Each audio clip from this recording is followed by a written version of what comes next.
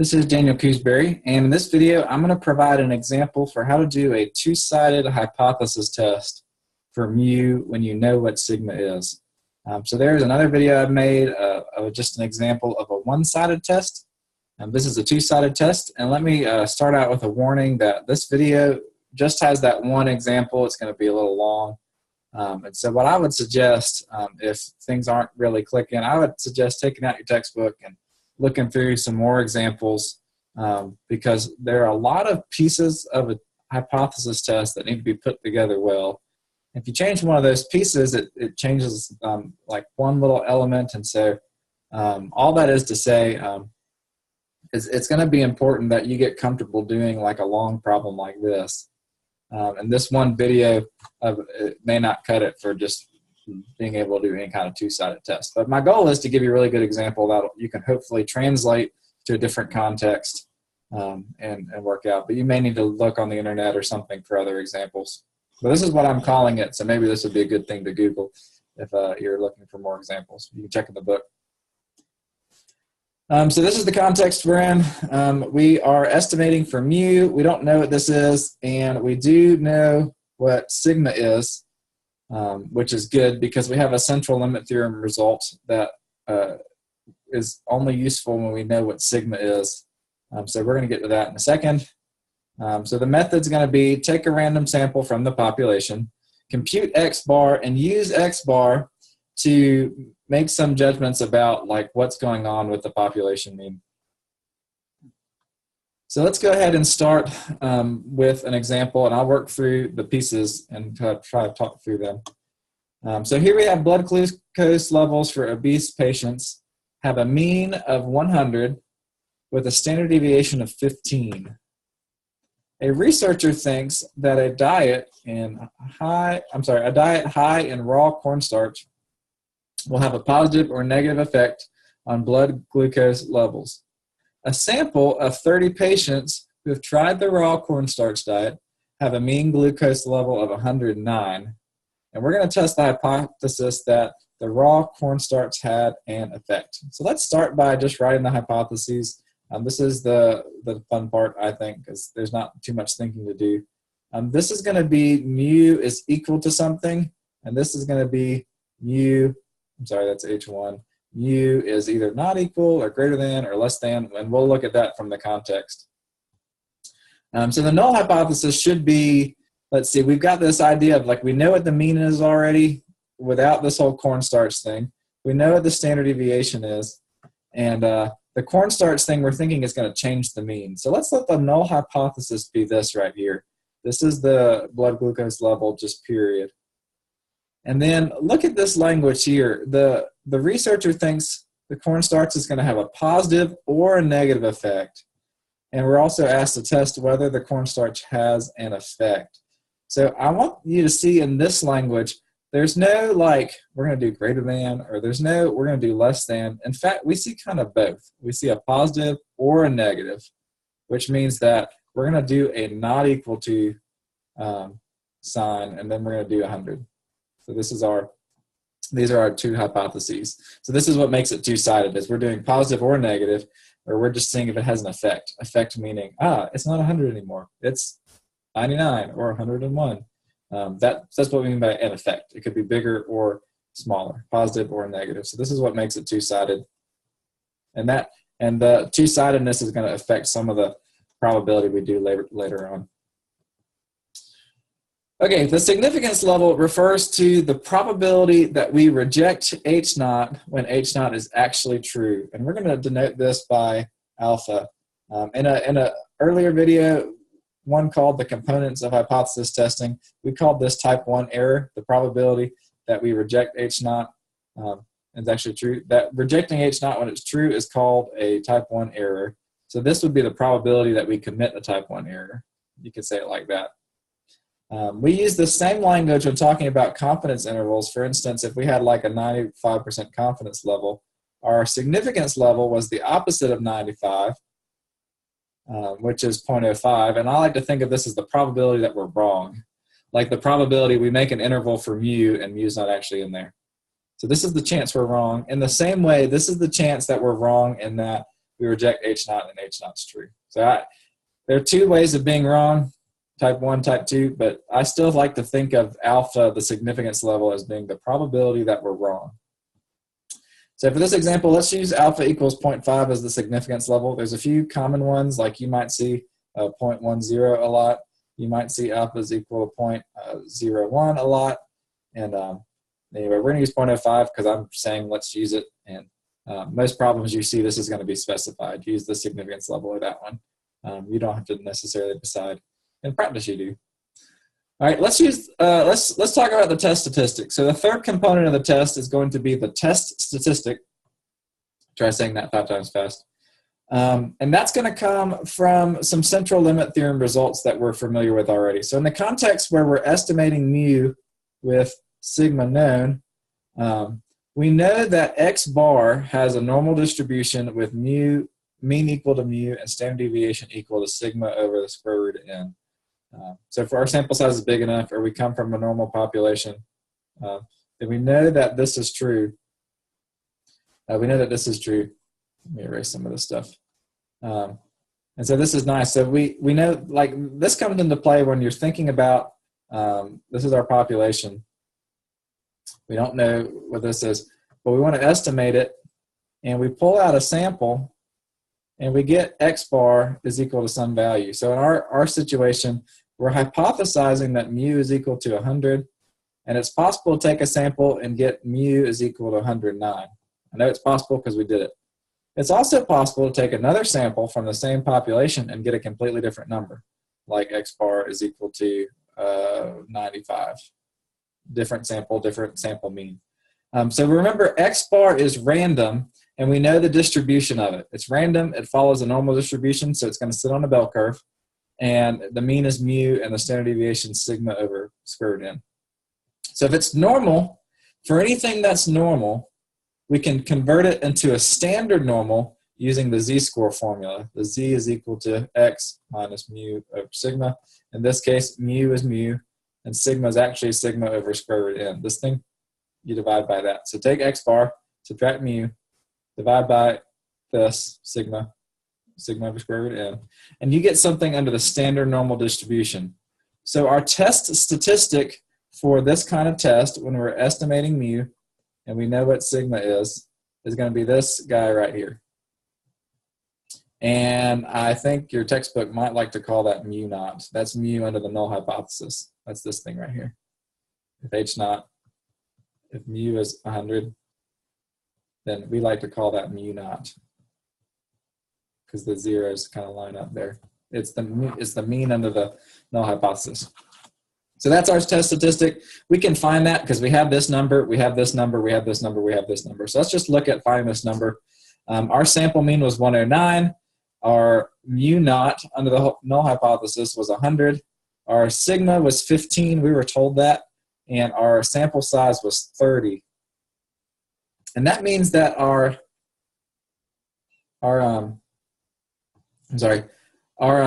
test statistic is going to be 3.29.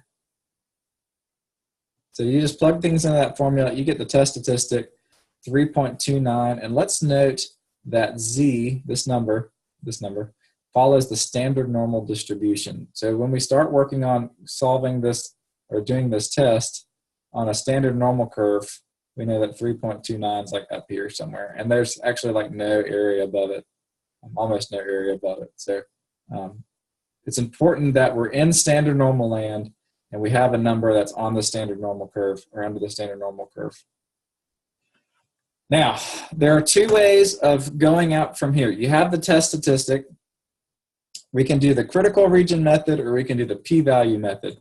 I'm going to start with the critical region method, and then I'm going to do the p-value method instead. So let's start by asking this question. If H naught is really true, that is, if mu is really equal to 100, another way to say it, if H naught is really true, is it unusual if our test statistic is at least as extreme as 3.29? So there's that word extreme. I've used that a few times before. Is it strange if we're in a standard normal distribution is it strange that like our test statistic is at least as extreme as 3.29? Now, this is what we mean by extreme. We're doing a two-sided test. So we mean like at least as large or small on the other end as extreme, like at least as far away from the middle. Maybe that's a better way of saying it. At least as extreme or at least as far away from the middle, from 0, as 3.29. So because we're doing a two-sided test, we've got to check the right tail and see like what's, like is it extremely large? Would something on the other side be extremely small? That's what we're asking when we do this. Like if the null hypothesis is true, what's the chance of getting a test statistic that's that big? Okay, to do this, we're going to find what's called the critical region.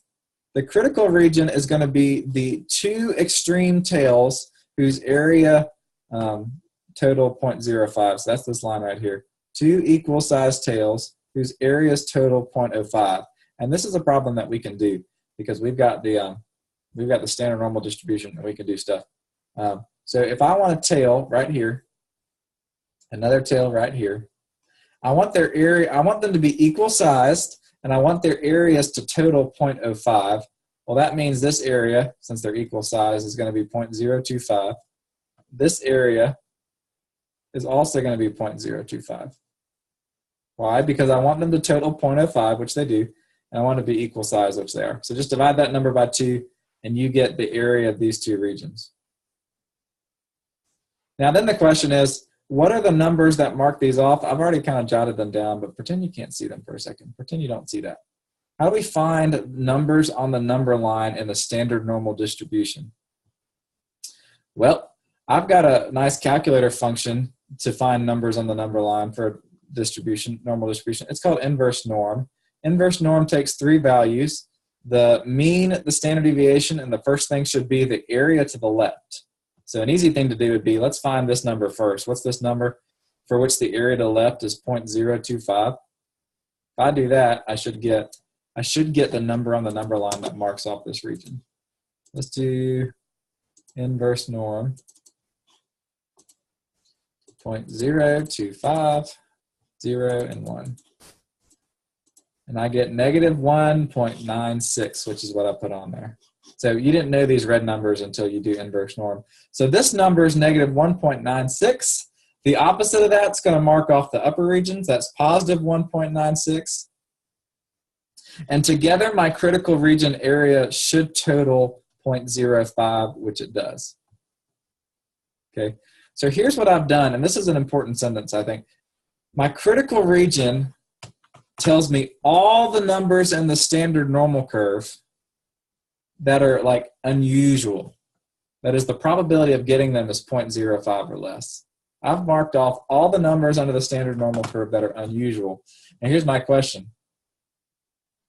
Is my test statistic in the critical region? Is it in this area for which everything in it is unusual? I know I keep saying that weird, sorry. I don't know why that happens. Yes, so the answer is yes. Here's 3.29. It's in my critical region, which means anything in here, the probability of getting any number in here is going to be less than 0.05, because see, this is even less than that. The chance of getting this number is very, very small, and I can see it because it's in the critical region. So it is unusual. It's unusual to get this test statistic value, and that's what's going to help me draw my conclusion. So this is all written down. We marked off the critical region such that any z value that falls within it has a 5% chance or less of occurring. We rigged it so that it has 5%.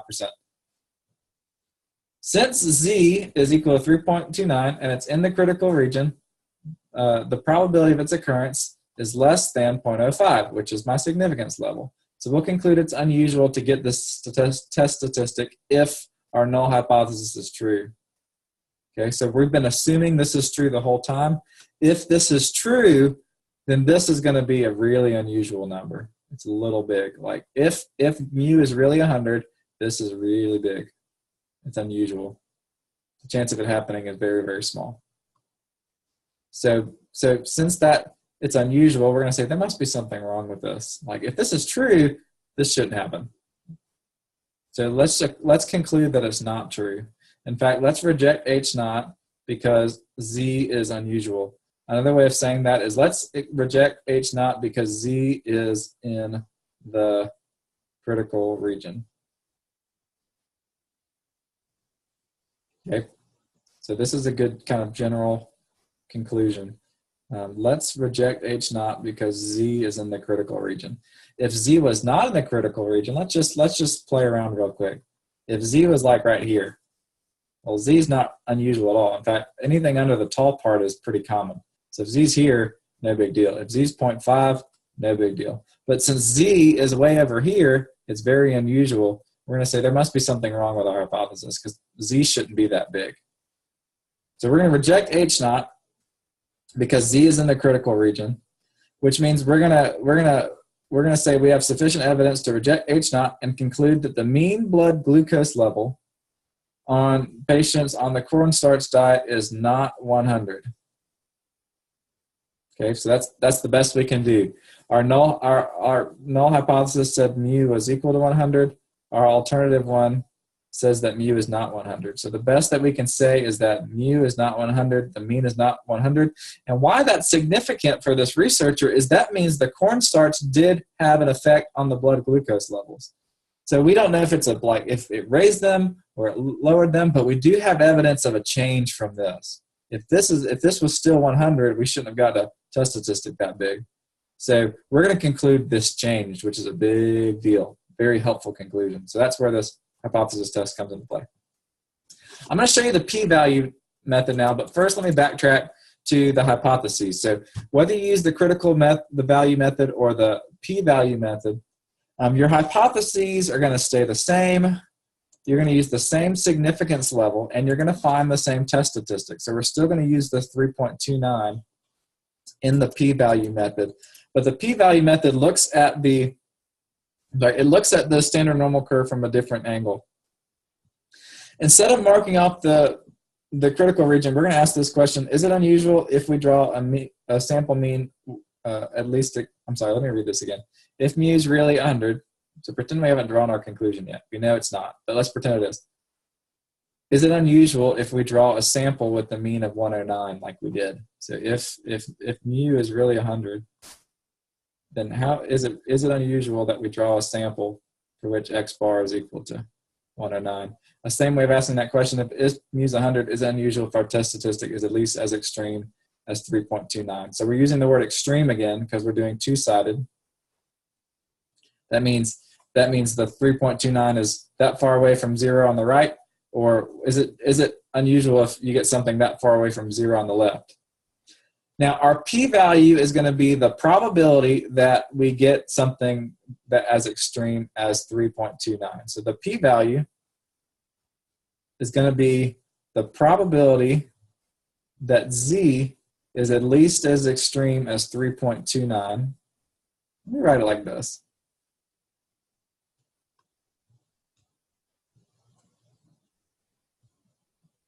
Well, I'll say it like this. Z is greater than 3.29. And I want to get both slivers. So it's going to be this area right here, this tiny little area. And it's also going to be this area over here. The probability that Z is less than or equal to negative 3.29. So when I say the chance that Z is at least as extreme, that means I want to see the chance that I get a Z that's way up here or a Z that's way down here where the cutoff is negative 3.29. So I want to find both of those probabilities, which since it's symmetric, they're going to be the same thing. So if you're okay doing this, why don't we just find one of them and multiply it by 2. 2 times the probability Z is greater than 3.29 maybe. So these two blue slivers should be exactly the same because it's symmetric. These are negative of each other. Once I find these, that's going to tell me the chance of getting a Z statistic that's that big. And we already know that should be a pretty tiny number. But let's find it on the calculator. I'm going to need some space here. So this is going to be equal to normal CDF. Let's do 2 times it. I'm doing 2 of these, right? Well, I'll find it first and I'll multiply by 2. Normal CDF, I'll start here at 3.29. I'll go all the way to 99999. I'll do 0 and I'll do 1. The normal CDF. This is a internet, or this is a computer program calculator, and it turns off after a while. If the calculator just shuts off, like you can turn it off. You're like, oh, it's off now. Like I'm saving battery, except I'm not. Anyway, normal CDF, 3.29, 999, 999, 0, 0, 1, paste, and I get this number right here. So this is times 10 to the negative 4, so move the decimal over 4, you get that number. This number itself is equal to 0.0005. So 2 times that number, my p-value is going to be 2 times that number, or 0.0010. So you could just multiply this number times 2 to get the p-value, and you get 0.0010. I'm rounding it to 4 decimals.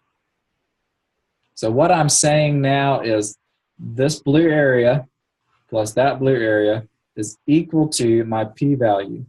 My p-value is a probability. Probability is represented by areas. So these 2 areas are my p-value, which is 0.001, which is the probability that I get something as extreme or bigger or more extreme, as extreme or more extreme as 3.29. So the probability I get something 3.29 or bigger, or negative 3.29 or smaller. So my conclusion, we found that the p-value was this number, which is less than 0.05. In other words, the chance I get a test statistic as extreme as 3.29 is this amounts to being 0.1%. You move the decimal over till you get 0.1%. That's a very tiny chance you get a test statistic that big.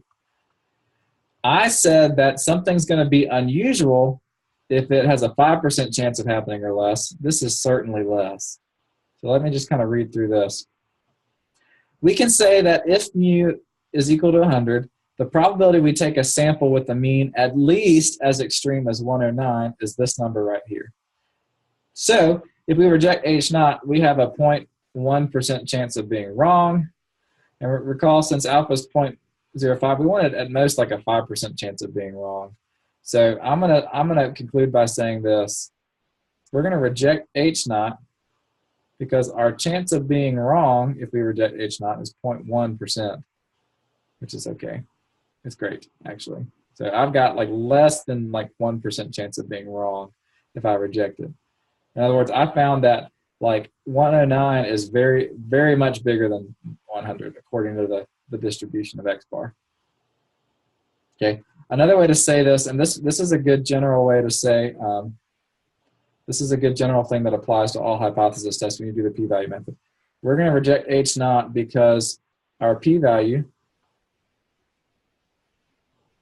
is less than alpha. So the p-value that we found was this number right here. It's less than 0.05, so we'll reject H naught. That's a rule that you can follow anytime you do the p-value method, as long as you do it right. If you get your p-value and it's right and it's less than 0.05, reject H naught. Because this means that there's something wrong with your assumption that mu is 100 because you got this tiny little probability here. So we have sufficient evidence to reject H naught and conclude that the mean blood glucose level of patients on the cornstarch diet is not 100, which is exciting because that means the cornstarch had an effect. So you're drawing the exact same conclusion as you did in the critical value method. You saw that in the critical value method, your test statistic is in this region, and that's really all you need to know is that it's in this lower 5% of the extreme values. What we found out in the p-value method was the actual probability it happens, or it's bigger than that, is teeny tiny, which is also helpful information. But really all you need is to know it's in the critical region to do this. I don't think I mentioned these numbers are called critical values. These things that we did with inverse norm, they're called critical values. So anyway, I've showed you 2 different ways of doing the same problem. This is a 2-sided test, so you do 2 tails. You've got to check both. One-sided tests are simpler. I have a different video for those. One-sided test, you only have one tail, not both. So when you find like the p-value or the critical region, it's a little simpler. So you wouldn't have to add up those things to get the p-value in a one-sided test. You just have that one if it's left-tailed or that one if it's right-tailed. So go watch the other video, the one-sided test video, and then go look at some more examples, because frankly there's a bunch of variations, and I've showed you all the major pieces. I'm not going to show you all the different ways to put them together, because it would be crazy. So go look at some examples and get comfortable with writing the hypotheses, using the significance level to make decisions like we used it here, computing the test statistic, and using the p-value method, using the critical region method, and drawing a conclusion, stating some nice statement like that. Those need to be your goals for hypothesis testing.